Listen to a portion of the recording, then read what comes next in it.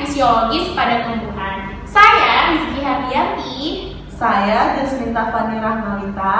Saya Fadila Halania. Selamat menonton. Enjoy! Jadi teman-teman, yang pertama adalah fotosintesis. Fotosintesis berasal dari dua kata. Yang pertama, foton dan sintesis.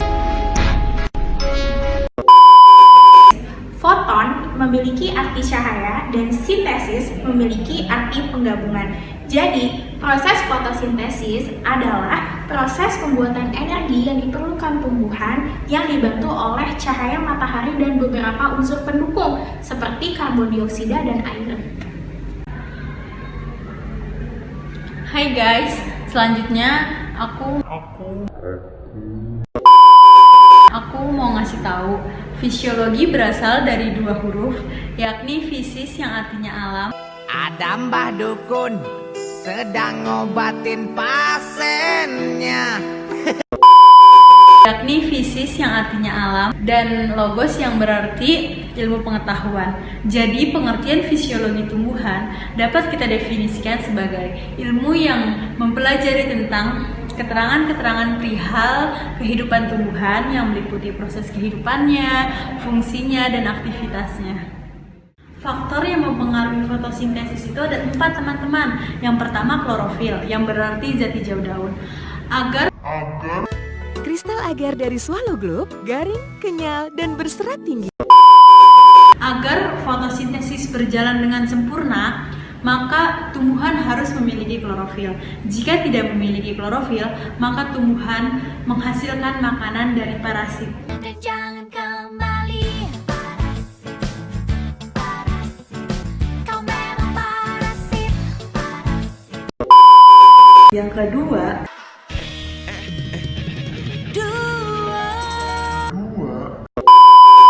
tahu nggak sih, tumbuhan itu tidak bisa berfotosintesis apabila tidak ada cahaya matahari. Dan semakin banyak cahaya matahari yang masuk, semakin bagus pula zat makanan yang dihasilkan. Yang ketiga itu ada air atau H2O, teman-teman.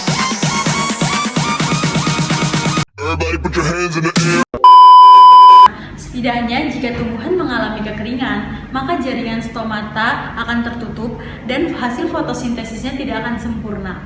Keempat, ada CO2, yaitu karbon dioksida. Tahu nggak sih, karbon dioksida itu adalah hasil respirasi manusia dan hewan. Semakin banyak karbon dioksida yang diserap, semakin sering pula tumbuhan melakukan fotosintesis.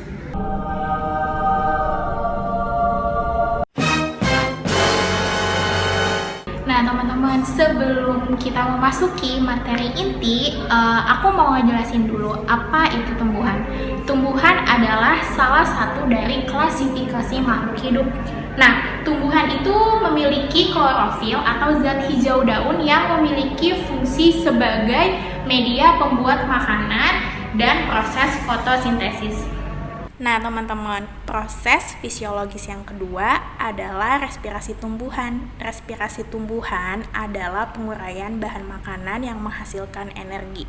Respirasi adalah kebalikan dari fotosintesis, di mana respirasi menggunakan produk fotosintesis dan fotosintesis menggunakan produk respirasi. Tahu nggak sih teman-teman, tanaman itu bernapas melalui pori-pori kecil di bawah permukaan daun mereka yang disebut stomata. Stomata membuka atau menutup untuk bertukar oksigen dan karbon dioksida.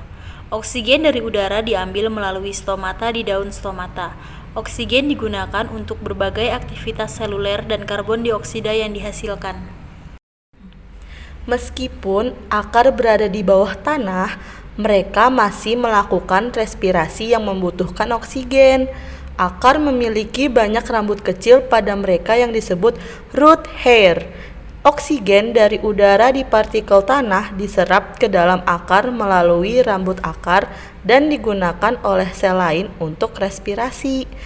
Karbon dioksida yang diberikan oleh sel selama respirasi juga meninggalkan akar melalui rambut akar proses difusi.